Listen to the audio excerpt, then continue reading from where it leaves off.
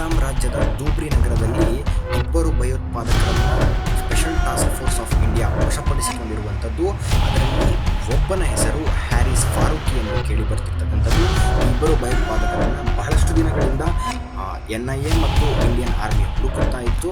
ಅದರಲ್ಲಿ ಇವತ್ತು ಅಂದರೆ 23/2024 ಹ್ಯಾರಿಸ್ ಫಾರೂಕಿ ಮತ್ತು ಅವನ ಅಸೋಸಿಯೇಟ್ ಏನಿದ್ದಾನೆ ಅವನನ್ನು special task force of India ವಶಪಡಿಸಿಕೊಂಡಿರುವಂಥದ್ದು ಒಂದು ಉತ್ತಮ ಬೆಳವಣಿಗೆಯಾಗಿ ಕಂಡುಬರ್ತಿರ್ತಕ್ಕಂಥದ್ದು. ಇವರಿಬ್ಬರನ್ನು ಬಹಳ ದಿನಗಳಿಂದ ಹುಡುಕಲಾಗ್ತಾ ಇತ್ತು. ಹಾಗೆ ಈ ಇಬ್ಬರು ಕೂಡ ಐಸಿಸ್ನಲ್ಲಿ ಕೆಲಸವನ್ನು ಮಾಡ್ತಾ ಇದ್ರು, ಐಸಿಸ್ ಭಯೋತ್ಪಾದಕರಾಗಿದ್ದರು ಎನ್ನುವಂಥ ಮಾಹಿತಿಗಳು ಕೂಡ ಈಗ ಬರ್ತಾ ಇದೆ. ಇದರಲ್ಲಿ ಹ್ಯಾರಿಸ್ ಫಾರೂಕಿ ಎನ್ನುವ ಭಯೋತ್ಪಾದಕ ಏನಿದ್ದಾನೆ ಆ ಭಯೋತ್ಪಾದಕ ಐಸಿಸ್ ಇಂಡಿಯಾದ ಹೆಡ್ ಆಗಿದ್ದ ಅನ್ನುವಂಥ ಮಾಹಿತಿಗಳು ಕೂಡ ಈಗ ಬರ್ತಿರುವಂಥದ್ದು. ಕೆಲವೇ ಕ್ಷಣಗಳ ಹಿಂದೆ ಇವರಿಬ್ಬರನ್ನು ಕೂಡ special task force of India ವಶಪಡಿಸಿಕೊಂಡಿದೆ.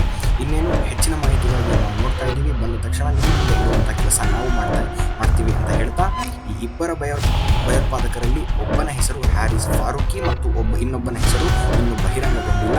ಇಬ್ಬರು ಕೂಡ ಐಸಿಸ್ನಲ್ಲಿ ಕೆಲಸವನ್ನು ಮಾಡ್ತಾ ಇದ್ರು, ಬಹಳಷ್ಟು ದಿನಗಳಿಂದ ತಲೆಯನ್ನು ಮರೆಸ್ಕೊಂಡಿದ್ರು. ಇವರಿಗೆ NIA ಹಾಗೂ special task force of India ಬಹಳಷ್ಟು ಹುಡುಕಾಟವನ್ನು ಮಾಡ್ತಾ ಇತ್ತು. ಆ ಹುಡುಕಾಟದ ಬೆನ್ನಲ್ಲೇ ಇವತ್ತು ಇವರು ಸ್ಪೆಷಲ್ ಟಾಸ್ಕ್ ಫೋರ್ಸ್ ಆಫ್ ಇಂಡಿಯಾದ ಕೈಗೆ ಸಿಕ್ಕಿರುವಂಥದ್ದು ಹಾಗೂ ಇಬ್ಬರನ್ನು ಕೂಡ ವಶಪಡಿಸಿಕೊಂಡು ಈಗಾಗಲೇ ಬಂದಿರುವಂಥದ್ದು ಕೂಡ ಕೇಳಿ ಬರ್ತಾ ಇದೆ.